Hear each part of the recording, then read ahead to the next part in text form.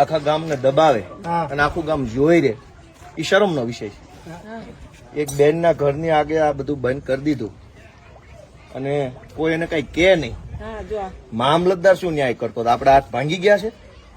મામલતદાર હાટું જીવીએ છે આપણે? આટલી હદે ખોટું થયું. આ કોર્ટમાં ગયો ભાઈ, તોય નિર્ણય નો દીધો અમને. આજે 8 વર્ષ આ નિર્ણય થઈ ગયો. જેને મને ફાંસીએ ચડાવે ફાંસીએ ચડાવી દે. ધારાસભ્ય ફાંસીને ફંદે લટકાડે આ નિર્ણય કર્યો છે. કોના હિંમત છે એમ જોઈએ છે.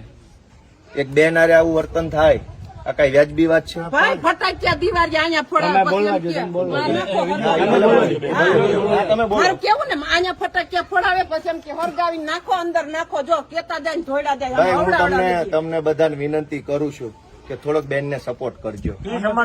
હે જે હોય ગુંડાનું નામ નથી લેવું. તમે બધા ભવિષ્યમાં ગમે જ્ઞાતિના હોય, બધી જ્ઞાતિના છે, બધા ધર્મના માણસો.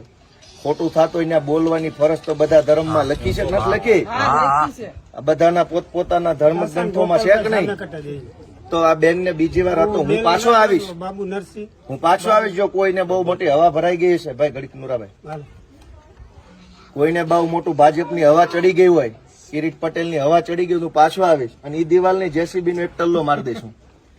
થોડાક દી ખમો, મને નવરા પડે મશીન લઈને હું આવીશ અને કોણ મને ફાંસી ચડાવું જોઈ લઈશ. આટલી હદે નાગાઈ કરવાની, આટલી હદે દાદાગીરી. કારણ કે માણસ બોલે એમ નથી એટલે કરી. ભાજપના માણસ એટલે આપણે આમાં રેકોર્ડિંગ કરીને પછી બધાને બાટે. ના બાટે પણ અમારા આપી દો. આખી ગુજરાતને બતાવો કે બેન આરે ભાજપના ગુંડાઓ છે એ કેવું વર્તન કરે. આ મેન ગેટ છે, થોડાક પાછા હટીને બતાવો તો. બધા પાછા હટી જાવ, શું ઘટના બની. આ મેન ગેટ છે બેનના ઘરનો. થોડા ભાઈ પાછા હટી જાવ, બધા નીચે હટી જાવ. હટી જાવ બધા, બતાવો તો, બેલા બતાવવા દો. આમળો હટાવો. આ બેન નું ઘર છે. આ વિશાળ અડમતિયા ગામ છે, ભેસાણ તાલુકાનું. આ મેન ગેટ છે એનું. હવે અહીંયા ભાજપના માણસે બેલા મૂકી દીધા અહીંયા સળંગ. આ બધા અમે હાથે અડસેલ્યા. 8 વર્ષથી આ ગેટ બંધ કરી દીધો. આવી નાગાઈ કરવાની, દાદાગીરી. શું કામ? તો કે હું ભાજપનો માણસ છું એટલે દાદાગીરી કરી. શું કામ? આ ભાઈ સીધા માણસ છે. આ બેલા અહીંયા મૂકી દીધા. અહીં સુધી લાઈન હતી અત્યારે. આમ આ ગેટ ની બહાર કેમ નીકળવાનું? તો બેને મને આજે હું ગામમાં આવ્યો, ફરિયાદ કરી, કીધું હાલો આપણે જ કાઢી નાખીએ બેલા. મામલતદાર શું કાઢવાનું? બરાબર. મામલતદાર ભાઈ આવતા જોઈને મુદ્દા પર જોઈને પાછા વયા જાય. ભાઈ બધા ભાજપ થી બીવે છે, ભાજપની લાજ કાઢે છે.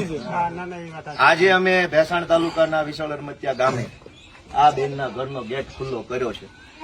જે ભાજપ વાળા મોકાતું હોય મને ફાંસીએ ચડાવી દે. હું જોઉં છું કોણ મને કઈ ફાંસીએ ચડાવે. આટલી હદે નાગાઈ કરવાની ગામડામાં ગરીબ માણસો આવે, નાના માણસો હોય, ગરીબ માણસો હોય. કિરીટ પટેલ જ કરાવે છે કે અહીંયા બેલા ગોઠવી દીધા ઘરની આમે 8 વર્ષ સુધી સળંગ. તો બહાર કેમ જવાનું? અંદર કેમ આવે? પાયો કાઢ્યો ને તા વંડી સણવા નહોતા દેતા. હાઈ પાયો ચોખ્ખો કરે એટલે બેલા ન્યા સળાવી દેતા. આ તો અમારા કડી આવે ચોખ્ખી કરીને આ દિવાલ કરી. બીજી વાર અહીંયા બે બેલા જો હલાવે ને, અમે જેમ નાખ્યા છે એમાં હલાવે ને તો મને ફોન કરી દેજો. જેમ પડ્યા છે ને એમાંથી હલાવે ને તો મને કહી દેજો. હું જોઈશ કોણ પાણી વાળો ભાજપ વાળો છે. એવું થોડું જેમ મૂક્યા છે ને એમ રહેવા જોઈએ. અહીંથી કોઈ સીધાઈ નથી મૂકવાના. આવે ફેંક્યા એમ ભલે પડ્યા, ગોઠવવાની જરૂર નથી. એવી દાદાગીરી થોડી. ગામ લોકો તમે જરાક બેનને ટેકો આપજો. હાવ આવું ન કરતા.